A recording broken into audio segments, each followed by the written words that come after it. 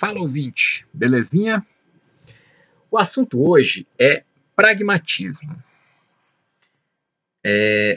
Na discussão política do Brasil hoje, você tem uma galera que defende pragmatismo de uma forma sadia, e aí vários, uns mais, outros menos, uns mais saudáveis, outros menos saudáveis, mas eu diria que os elementos dominantes, hegemônicos, o mainstream da discussão política hoje, do debate político hoje, é dominado por uma galera que, das duas, uma, ou defende um pragmatismo exagerado e perigoso, ou uma galera que defende uma completa ausência de pragmatismo. E aí, eu queria falar um pouco sobre essa questão do pragmatismo, né, cara? Colocar na roda, assim, sabe? Não é apresentar a solução, porque, como eu falei, tem doses diferentes de pragmatismo que são possíveis, e é difícil dizer qual é a mais saudável, porque depende muito da ocasião, do caso, né? Mas, assim, eu acho que tem umas linhas gerais do que é ser pragmático de forma saudável, se liga. Bom, então, assim, em primeiro lugar, isso, né?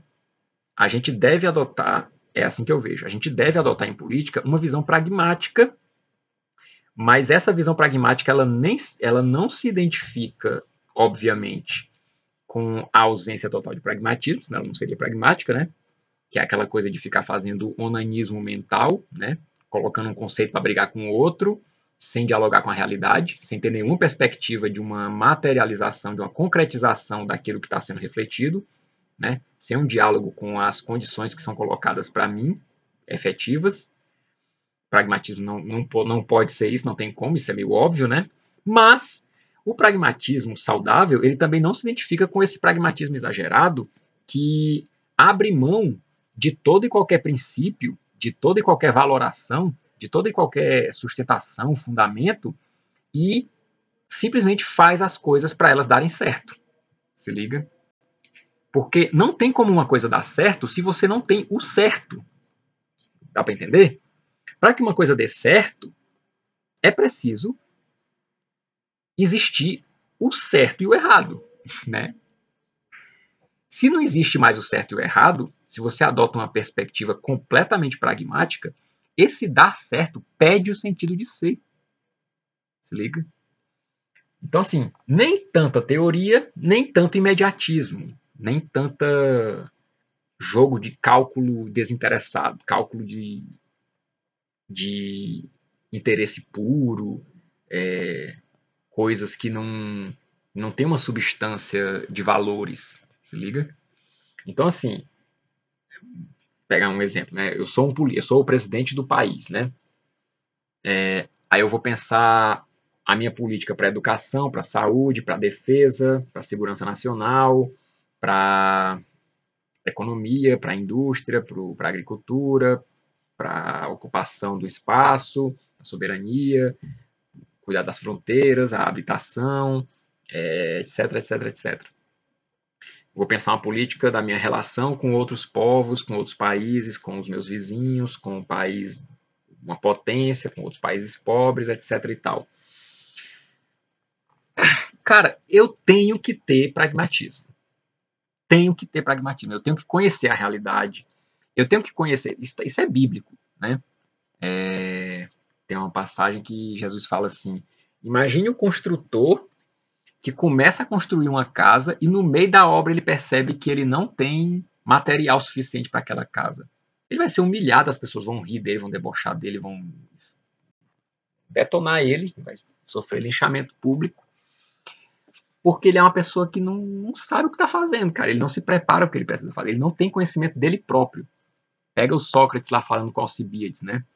Antes do cara se meter na política, o cara tem que se conhecer, né?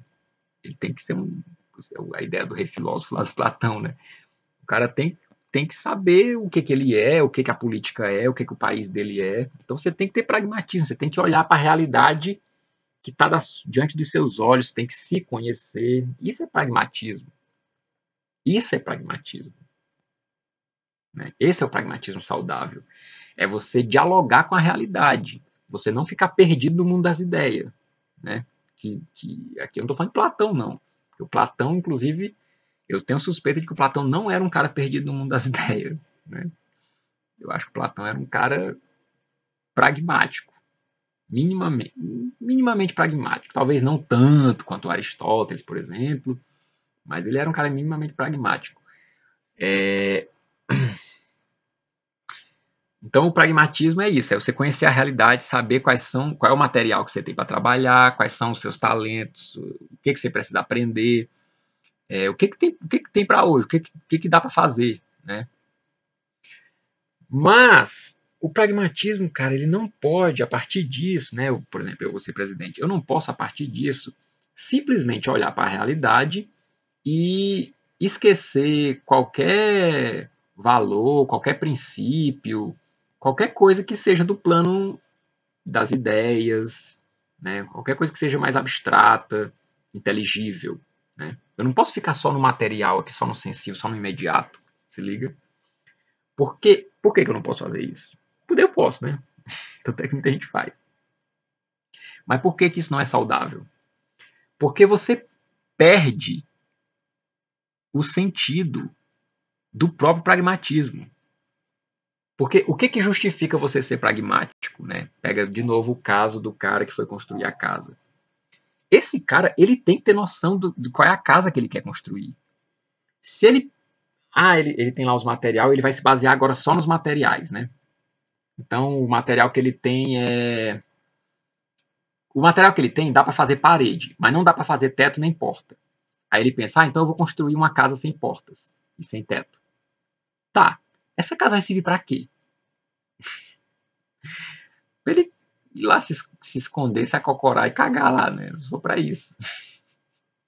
Não vai servir para ele morar, não vai proteger ele da chuva, não vai proteger ele de ladrão, não vai ser um lugar para ele morar de fato, se liga? Então, assim, você não pode abandonar a ideia da casa, se liga? Então, o presidente, quando ele vai tomar a medida dele, todos esses setores que eu falei, ele vai ter que saber o que ele tem, com o que ele pode contar. Mas ele não pode perder de vista o bem em relação a todos esses setores. Então, eu vivo num país, eu sou cercado por países que vivem em guerra, que vivem de crime, que vivem de expoliação.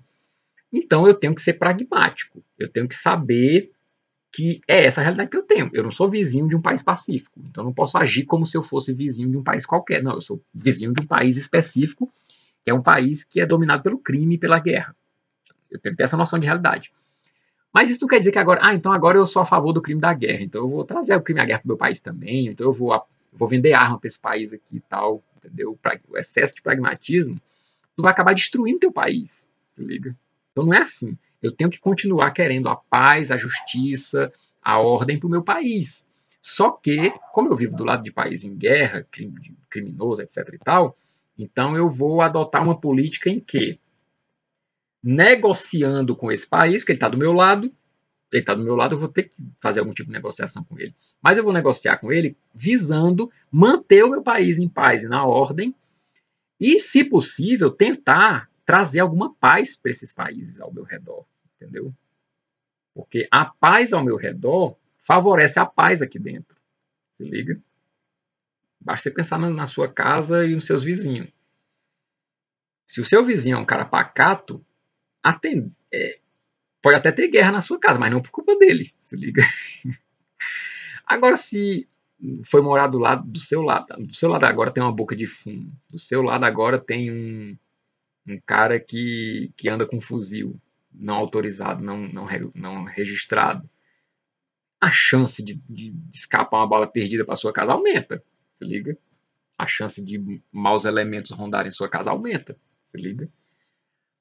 E isso é uma coisa que vale para sua casa e vale para os países. Nem tudo que vale para sua casa vale para os países, em termos de economia, por exemplo. Mas em termos de...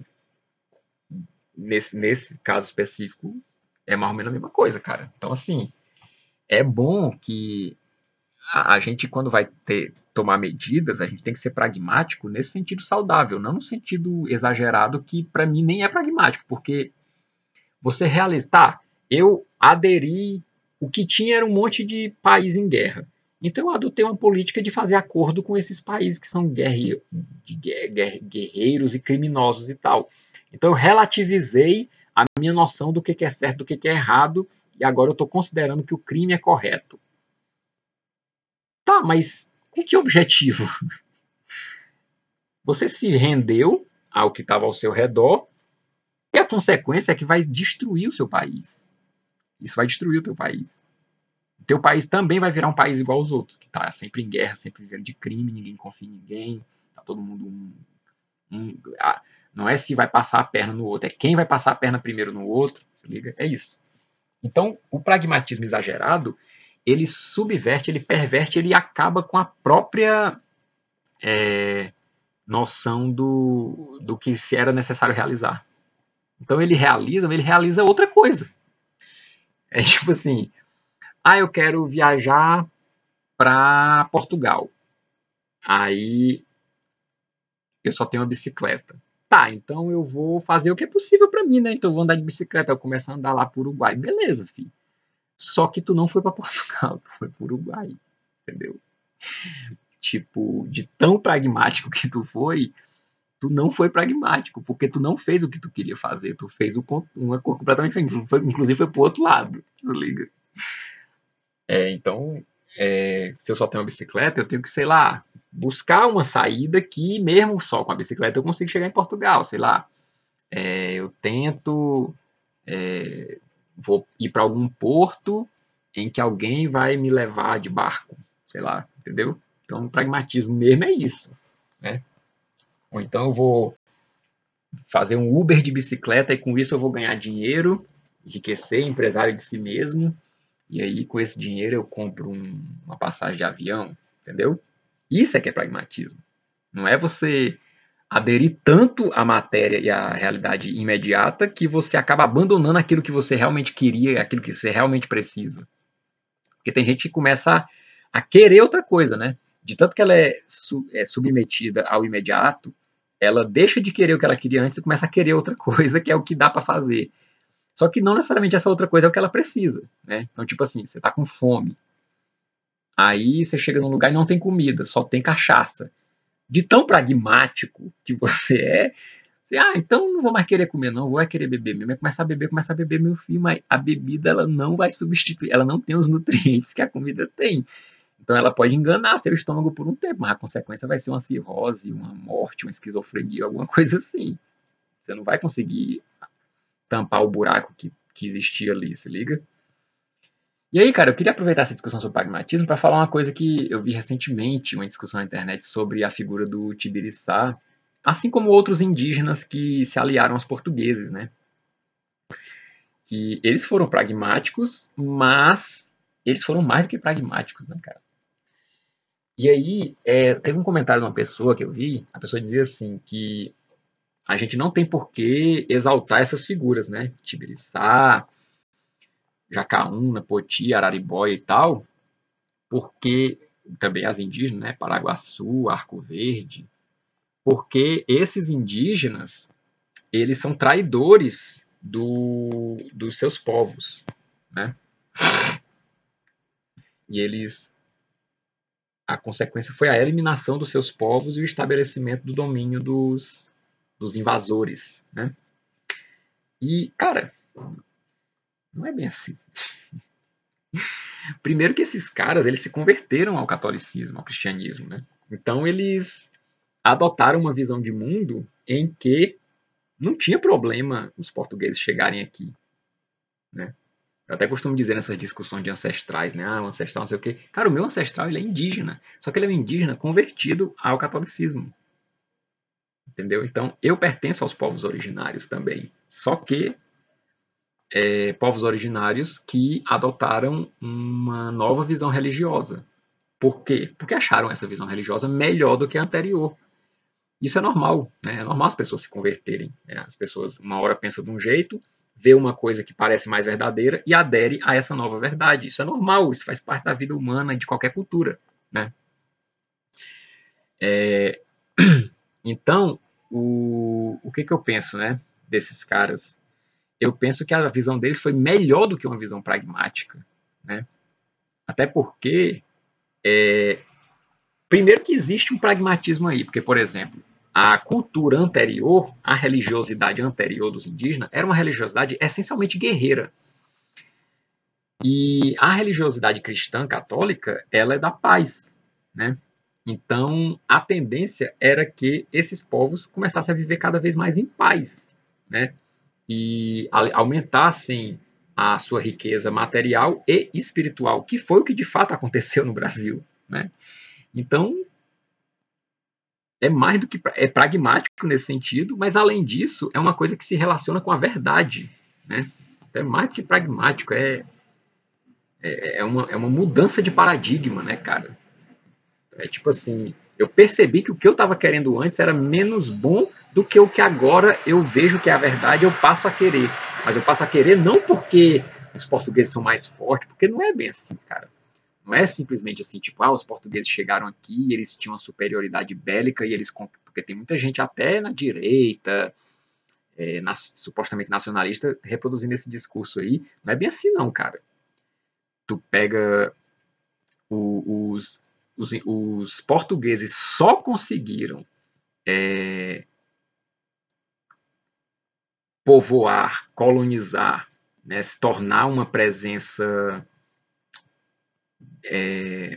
real no Brasil, né? O Brasil só se tornou, a América Portuguesa que só se tornou parte do Império Português, né? Nós só nos tornamos súditos do Império Português pela aliança com os indígenas. Não foi simplesmente pela pólvora, pelas armas de fogo. Porque, beleza, tu tem uma arma de fogo, ela é potente. Ela te dá um poder. Ela te dá um poder, sim.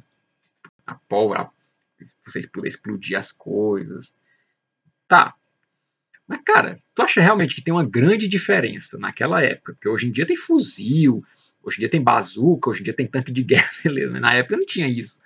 Tu acha realmente que tem uma grande diferença de uma arma de fogo para um arco e uma flecha? Ainda mais que os indígenas, os caras eram muito bons de arco e flecha. Eles não é aquele cara que treina tiro de arco e flecha assim pra sair na foto, pra uma competiçãozinha. Não é isso. Era um cara que viviam de guerra, que treinava com arco e flecha. Os caras, sei lá, o cara.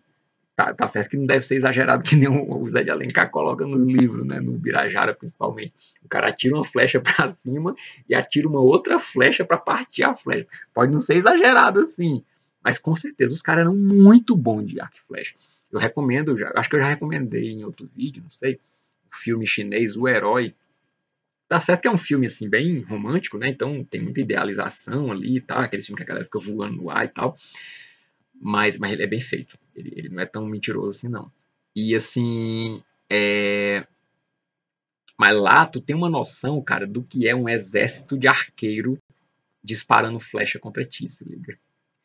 Então, assim, acho que a arma de fogo não foi a grande diferença aí, não, cara. A grande diferença foi a aliança com os indígenas. Tanto é verdade que você pode procurar em qualquer documento histórico que todas as guerras vencidas que levaram à expansão territorial e à defesa da soberania dos portugueses no Brasil foi junto com os indígenas. Os indígenas estavam do lado dos portugueses. Se não fosse os indígenas, não tinha sido possível isso, cara. Então, assim, esses indígenas que se aliaram aos portugueses, cara, eles se aliaram porque eles viram que aquilo era melhor, que era melhor se aliar, que era melhor adotar essa nova visão de mundo, né? E eles não necessariamente. O que a gente tem, né, na história do Brasil, é claro que isso aqui é uma coisa que a gente precisa estudar mais, né? A gente tem que olhar bem nos documentos nas fontes primárias, né? E sabendo também que as fontes primárias podem conter erros ou até falseamentos da realidade, né? Mas teve, por exemplo, os bandeirantes, que até o pessoal fala que alguns deles eram cristãos novos e que era aquela galera que na vida doméstica, em casa, escondido, eles ainda praticavam o judaísmo e por conta disso, era uma galera ressentida com os jesuítas, ou os pais tinham sido mortos na Inquisição, alguma coisa assim. E aí eles atacavam os aldeamentos jesuítas, matavam indígenas, escravizavam indígena, matava jesuíta, etc e tal, Então, tem esses casos, tem os colonos que usavam mão de obra escrava indígena, etc. e tal, mas, no geral, tanto os indígenas quanto os religiosos e muitos colonos também, né? Não sei se era a maioria dos colonos, mas pelo menos alguns colonos com certeza. Os religiosos com certeza eram a maioria, porque a gente tem isso documentado. E os próprios indígenas, né, cara? Pela própria noção do que é o cristianismo, do que é o catolicismo, o desejo dessa galera era de que todos os povos se convertessem. E caso não quisessem se converter, nem por isso eles fariam guerras. Se liga? O que a gente percebe é que esses conflitos é porque a galera queria expulsar os portugueses daqui, esses povos que não se convertiam. Nem todos, né? Porque você vê alguns povos que eles não se converteram, mas nem por isso eles queriam expulsar os portugueses. Você liga? Então ficaram lá no canto deles. Mas aí teve esses casos de colonos que entravam lá para matar e coisa e tal, coisa e tal, coisa e tal, né? Que é uma coisa da humanidade, né, cara, também. Atribui ao português e tal, como se algum outro povo não tivesse feito isso, né? Qual foi esse povo que não fez isso? Foi os indígenas? Foram os quilombolas? Foram os ingleses? Foram os holandeses? Foram os africanos lá na África mesmo, os bantos lá? Qualquer um desses povos que tu for olhar, eles faziam isso. Isso que esses maus colonos portugueses faziam, você liga? Então esses maus tem em todos os povos, em todas as situações históricas. Hoje, na sua cidade deve ter essa galera que é má, que quer roubar, que quer matar, que quer violar, se liga? Tem essa galera. Sempre teve e dificilmente vai deixar de ter. Eu acho que nunca vai deixar de ter. Só na Nova Jerusalém Celestial. Então, esses indígenas que se aliaram, eles foram mais do que pragmáticos. Eles descobriram uma nova verdade, que era muito melhor do que a visão que eles tinham antes do mundo, e que eles, de certo modo, já tinham antes por conta do Sumer, aquela história lá. E eles adotaram a postura que pragmaticamente era adequada a essa realidade. Então não foi aquele pragmatismo de os portugueses são mais fortes, não foi isso. E uma outra coisa que eu queria comentar, cara, é que no movimento nacionalista, principalmente nos setores tradicionalistas, monarquistas e tal, a galera defende a restauração de um governo monarquista católico e tal, né? E aí teve uma transmissão recentemente aí no TV Imperial com a Legião Anchieta, que os caras comentaram, tá, mas agora o Brasil, pela primeira vez, ele é menos de 50% católico. E agora, como é que a gente vai defender um regime católico e tal? Primeira coisa, esse censo do IBGE não passou na minha casa, não passou na casa da minha mãe. Eu não sei se nós fomos os únicos, talvez nós tenhamos sido coincidência, nós fomos os únicos que não respondemos ao censo, mas o fato é que eu não sei até onde esse dado do censo é uma estimativa ou é uma realidade de fato, assim, é isso mesmo, porque se eu não respondi, cara, entendeu? Nem eu, nem ninguém na minha casa, nem ninguém na casa da minha mãe, ninguém respondeu esse censo, entendeu? Mas vamos supor que o censo está falando a verdade, tudo acertou, mesmo sem recensear todo mundo, mesmo assim ele acertou, na cagada ele acertou, se liga? E realmente o Brasil não é mais majoritariamente católico, embora ainda seja a maior religião, né? Cara, pragmaticamente, o que tu tem que fazer com relação a isso? Então agora eu vou ser ecumênico. Não, porque não é disso que a gente precisa de um país católico. Então, pragmaticamente, o que tu tem que fazer é evangelizar.